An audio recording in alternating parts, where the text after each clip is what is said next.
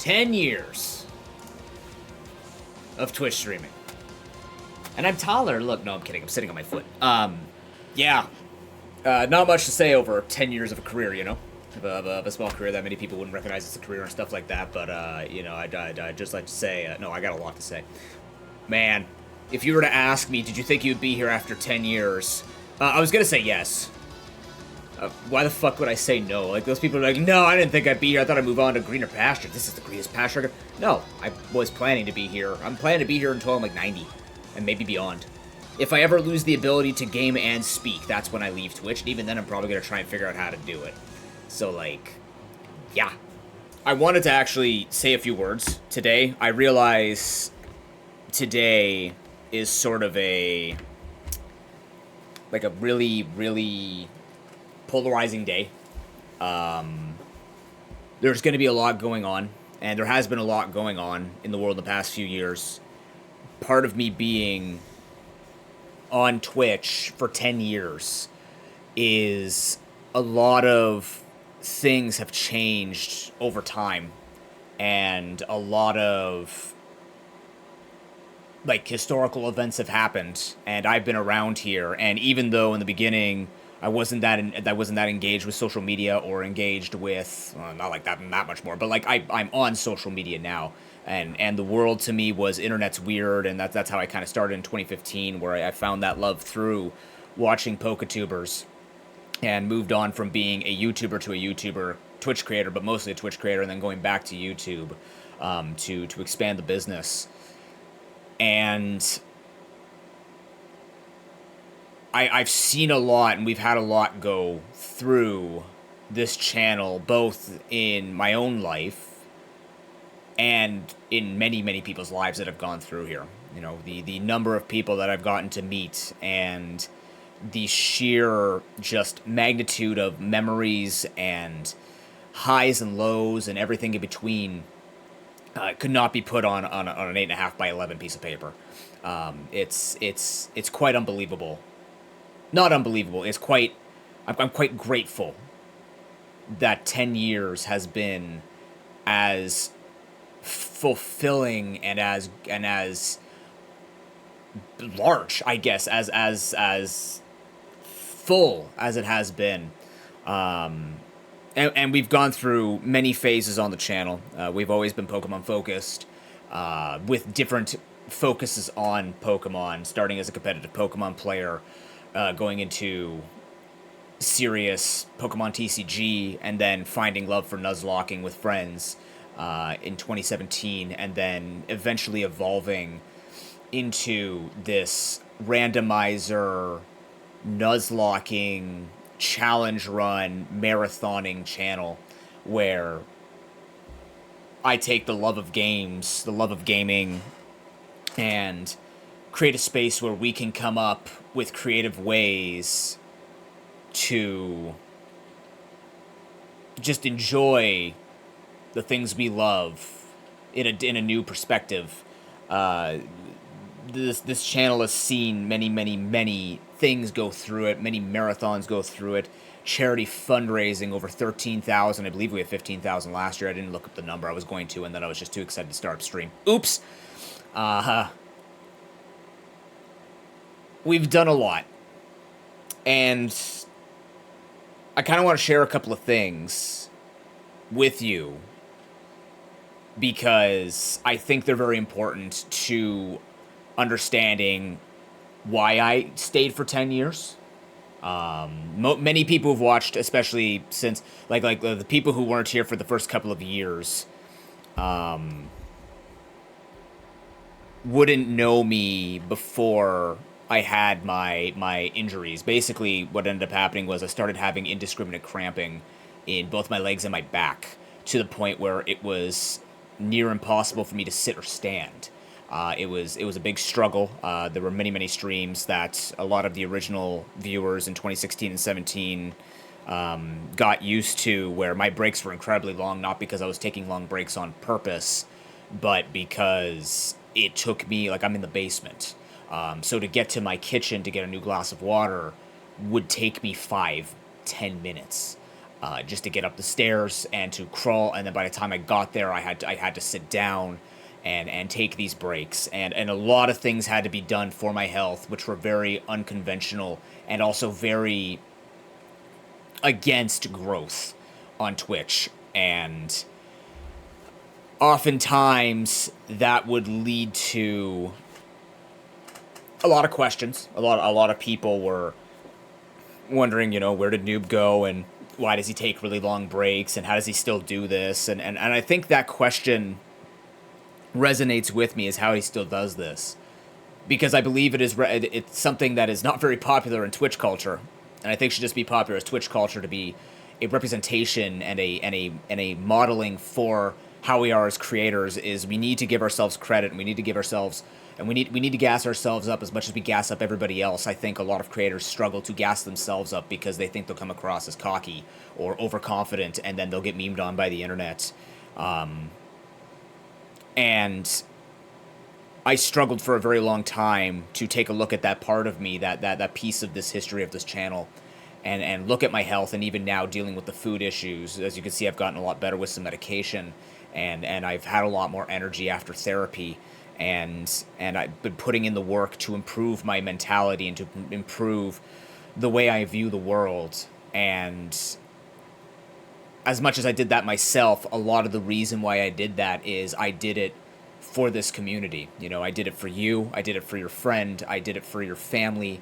I did it for the naysayers of how far internet culture would go, and I did it because I wanted to. And it's really tough to say that when the amount of support that I had from real life people. Well, you're all real life. You know what I mean? Like, from people in my life who are not on the internet. I was in this alone with just friends and my girlfriend, which is still grateful that I had those people supporting me, randomly when my friend Mujini would ask, like, how's the stream going? When Lizzie Bear would ask me, how's the stream going? My girlfriend, obviously. She would just listen to everything that I would have to say, whether it was, like, super great or if it was just super depressing, or, again, anything in between. Because we've gone for so long, I can't talk in binary. It's seen every angle and every shade of the business. And, to the point where I can't remember what year it was, but I think in 2018, 2019, somewhere along those lines, it was scary for me to try and call this a job, because I couldn't say that to most people in my life, because it's not a job. You don't make enough money. You don't work normal hours, and it doesn't feed you. And now, you can look at it numerically, but as a goal, you do actually help me financially. It is a job. You help me pay for groceries.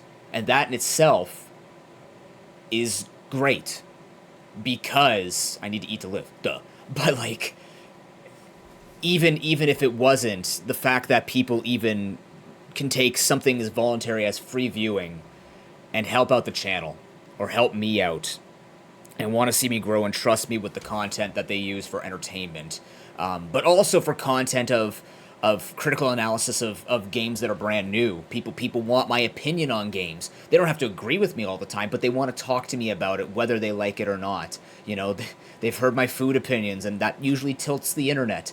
There are definitely a lot of people in here who are foodies, but they still want to talk to me about it. We share laughs. We share low times with each other. We are there for each other. And these were things I did not understand when I started back in 2015. I didn't understand how people you never met in person, people that you talk to and you have no idea whether or not they're real or fake, or what their hidden intentions are, who they are, and what they could be doing.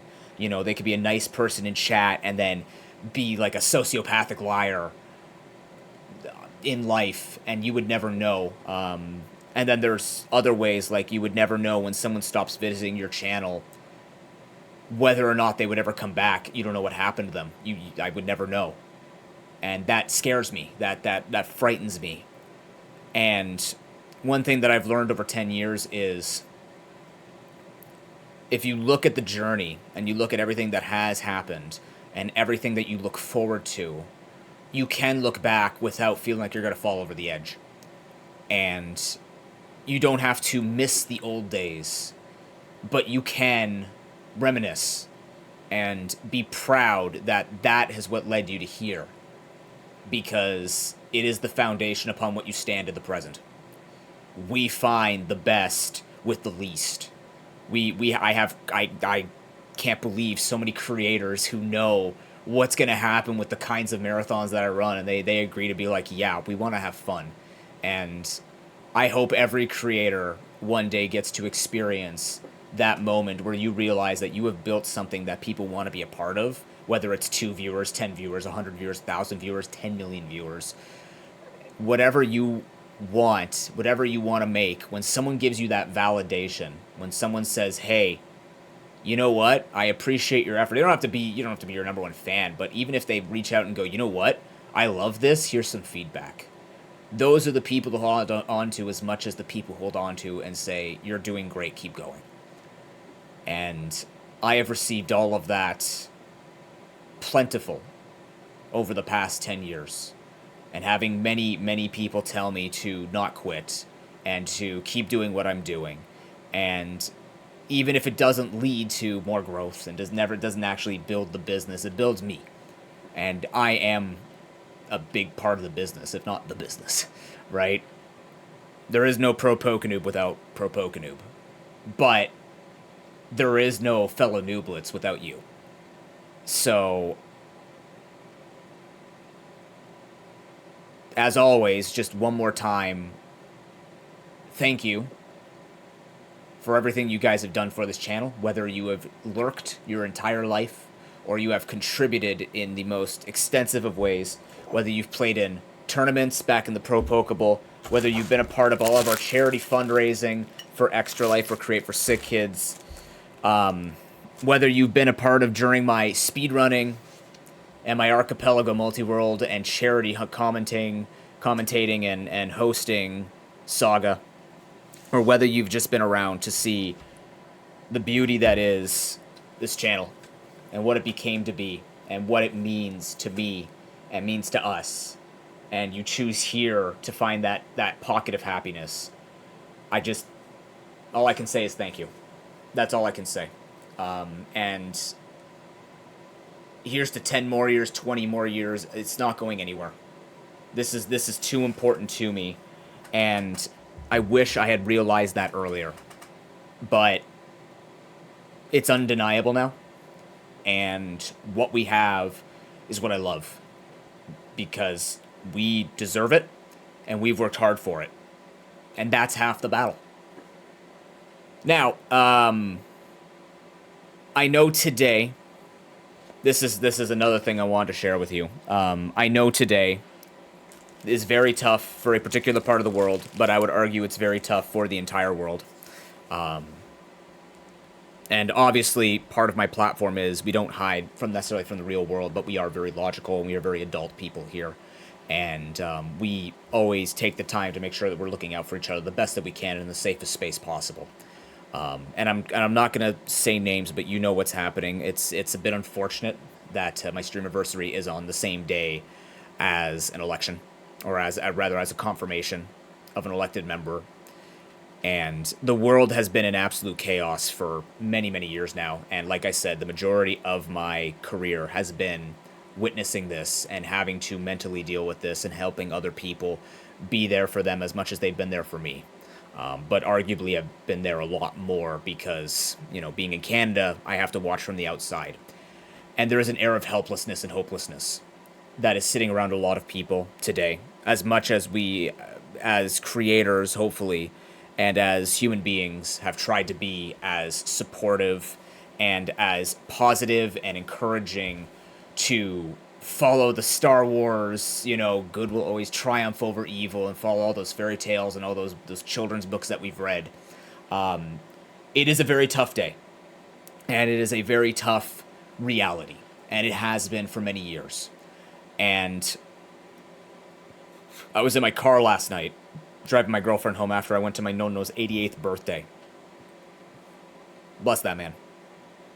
He just has a little bit of trouble seeing, a little bit of trouble hearing, and his knee hurts. That's my grandfather. And him being 88, he's seen a lot of the world too. He's been through a lot of it. And if you were to ask him what he would do to deal with these feelings, he would say work, focus, and live. Maybe not in those words, but he is a man who has always advocated for just put in the work, keep your head down, and keep doing what you need to do. He might not get it, but he wants you to live. And in the car last night when I was talking to my girlfriend, I told her, frankly, I'm very nervous about today. Not because I'm nervous to put on a show, just I think the reason why I've been having at least problems for the past couple of weeks with sleeping and stuff is because I have been thinking about this. And I have been doom scrolling and constantly consuming to see, what it like to keep up with what's going on, because it's not just going to affect one country, it's going to affect the world. It already has been affecting the world. Things have to happen the way they happen. And we have to go through it. We have to pay. Regardless of opinion. This is not a political stance. I am very open about my stance on policy and on existence, where I tie my morality to being there for my fellow man. I learned that through my Roman Catholicism, as well as learning that through moving away from being engorged in my Roman Catholicism. And learning that at the end of the day, regardless of who we are and what we do, without this earth and without each other, we are absolutely nothing and nothing matters.